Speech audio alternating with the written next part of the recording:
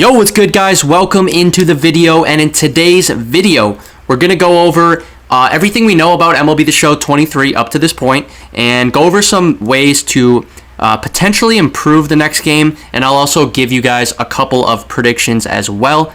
And I'll be doing more MLB The Show 23 videos leading up to the release date, so if that's something you guys are interested in, make sure you guys hit the subscribe button below and like the video if you enjoyed.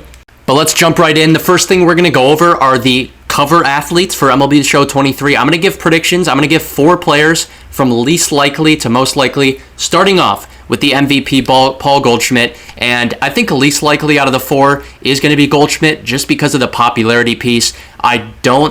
He's just not the most popular player. You know, he's a great player, MVP, Hall of Fame, future Hall of Famer, but yeah, I just don't think the popularity is there for him to be a cover athlete, but he's still an option.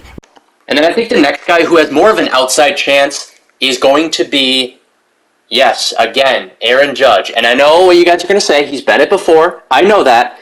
But considering his popularity and the year he just had, I think they could find a reason to justify giving Aaron Judge the cover again.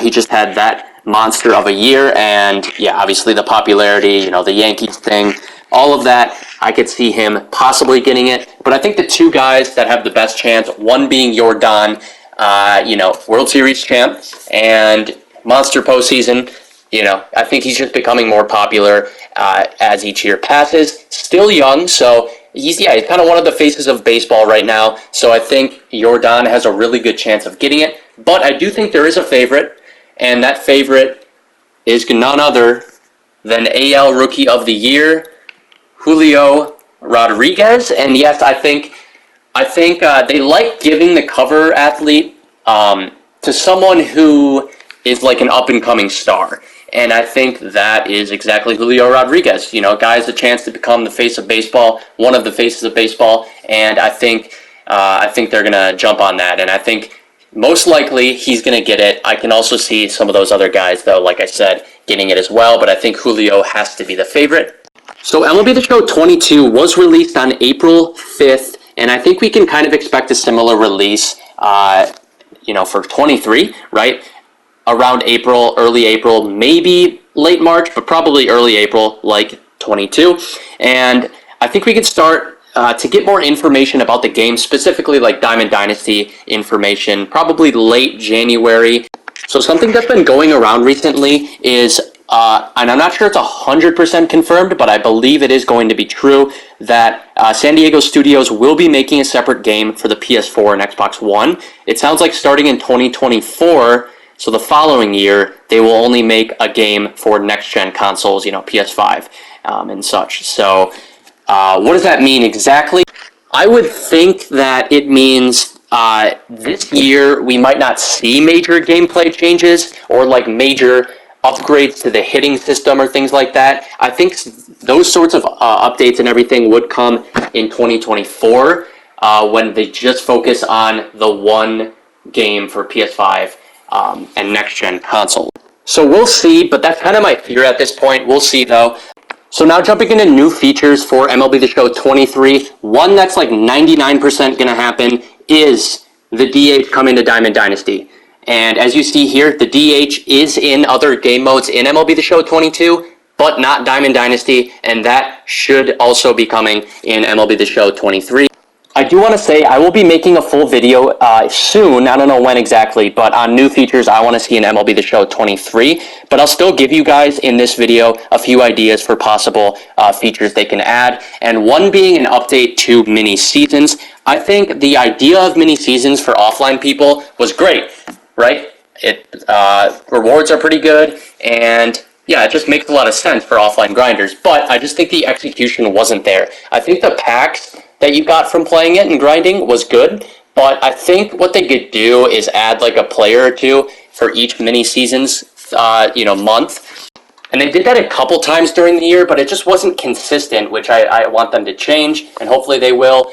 And I think they could also add some sort of ranking system for people who play mini seasons to, just give them another reason to grind. Give them even more rewards for being higher ranked out of everyone who plays mini seasons, something like that. The next thing is just more consistent packs.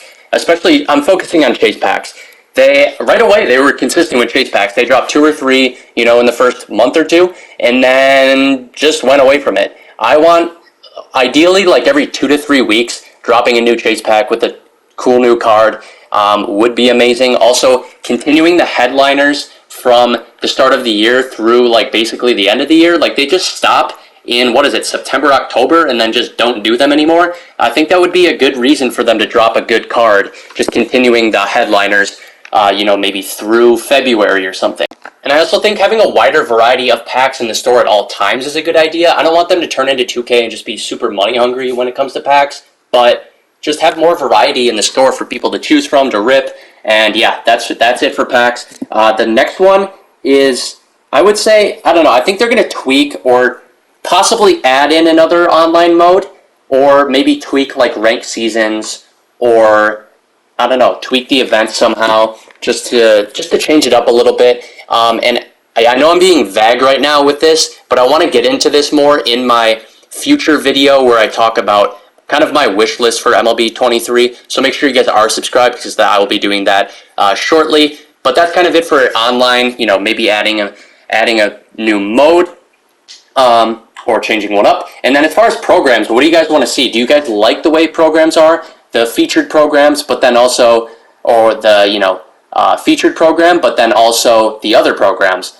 Do you like how they're set up, or do you want to see them get changed? Do you like the PXP missions? Yeah, I think those could get changed possibly. That's something, but again, I'll talk about probably in a future video. But what do you guys think about programs? And also, something I forgot to mention earlier is something else that will probably be coming to MLB The Show 23 is an updated version of co-op. More rewards for playing co-op. I didn't hear much of people playing co-op this year.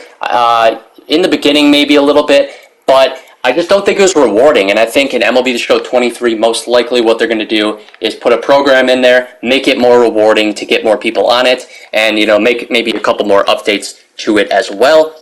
So let me know what you guys want to see in MLB The Show 23 and what you're looking forward to. And again, I will be making more MLB The Show 23 videos leading up to the release date. So if that's something you guys are interested in, make sure to subscribe to the channel and leave a like if you guys did enjoy. I appreciate all of you for coming by and watching. Peace out, guys.